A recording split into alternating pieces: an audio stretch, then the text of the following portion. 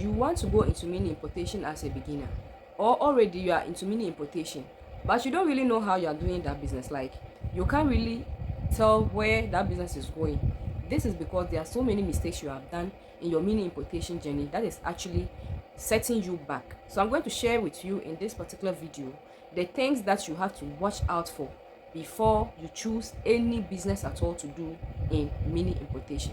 So let's get right into the video. The very first one is, do not start a business in mini importation that requires huge sum of capital to start. Now let me explain to you. When it comes to huge sum of capital, everybody and how much is huge to them. I don't know if you are getting me. So for example, $2,000 might be very huge for me, but $2,000 might not be huge for another person. $100 might be huge for me, and to another person $100 is nothing.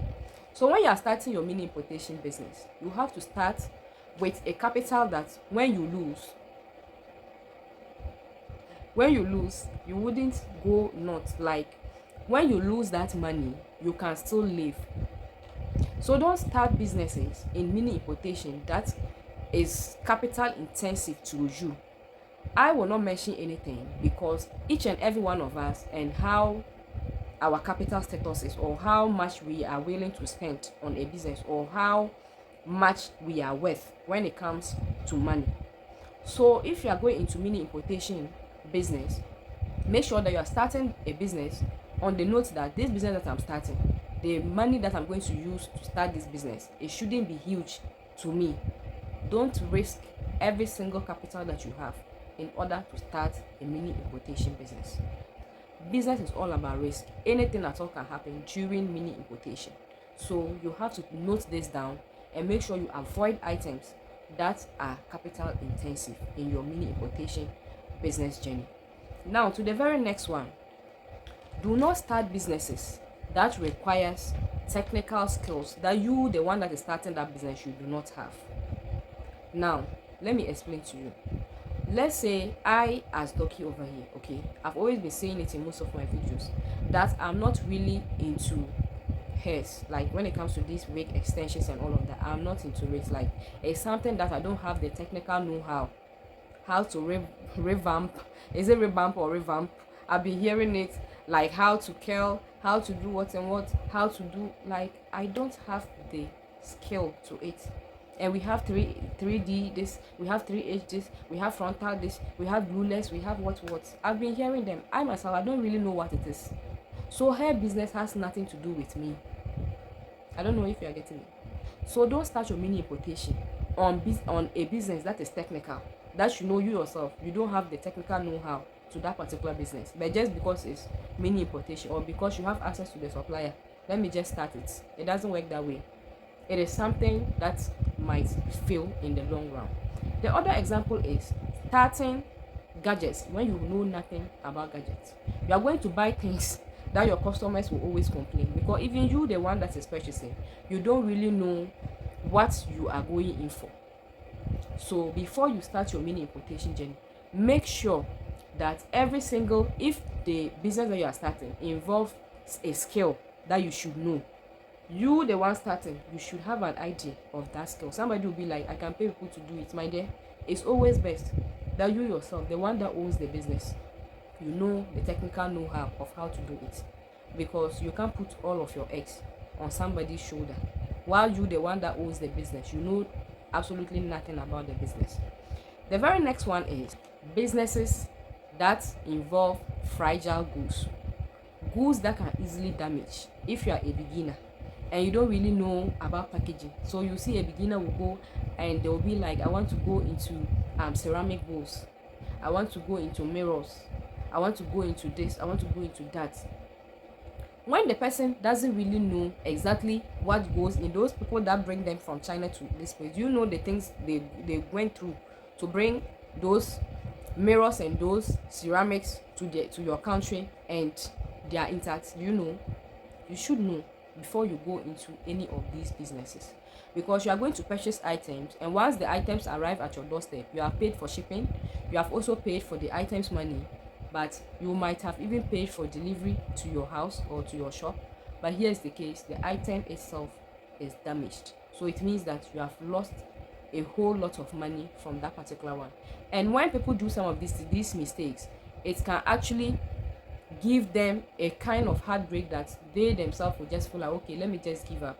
I will not do this mini importation again.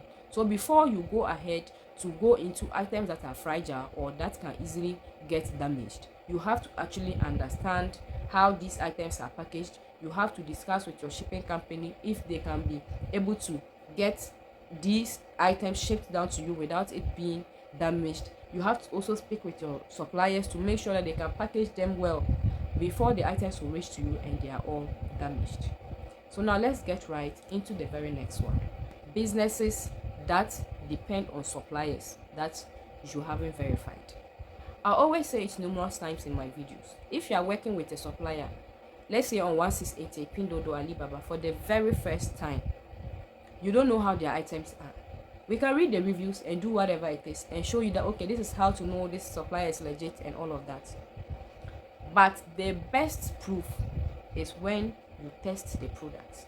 So I always tell my people that make sure that if you are starting, buy small, come and see the quality, verify it, check it before you can actually go ahead to start a business with that particular supplier.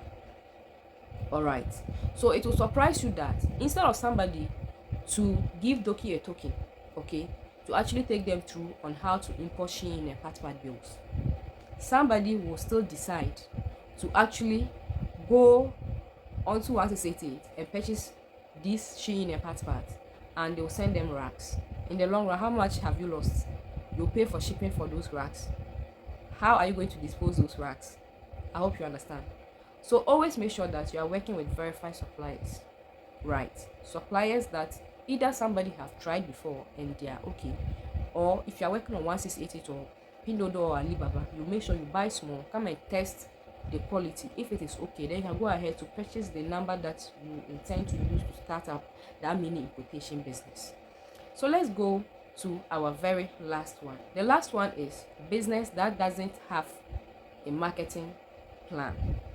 It is one thing for you to import your items from China or from anywhere to your country. It is also another thing selling those items out. Many people have bought items that are stuck with them in their stores or in their warehouses or wherever they have bought them because they did not do a proper marketing plan for those items even before they imported those items. So before you go ahead to import anything, you have to do a little bit of marketing research. How do you do this? You can actually start to advertise to a few people and see if there is interest. Also see, does that product solve a problem? Not just a problem that many people face. A problem that when that product is there, is going to be a ration. Like people are going to ration that particular product before you even go ahead to import that product as a business or as a mini importer to start a business with. So always make sure that you strategize and you plan the marketing, how you are going to market them. The fact that person A is selling now doesn't mean that you are going to sell, and when you purchase the same items to come and sell, it doesn't work like that, because all of us have different target buyers or target customers. So you have to always have a marketing strategy or a marketing plan even before you purchase, so that you don't buy items and come and items are stuck with you and you don't know exactly what you're going to do with those items. If you want to learn mini importation, you are looking for somebody to hold you by the hand and teach you step by step how you can be able to import from China, DM Dorkie and I'm going to take you through. Like, share this video, and most importantly, subscribe to this channel for more updates. I'll be seeing you next time. Bye bye.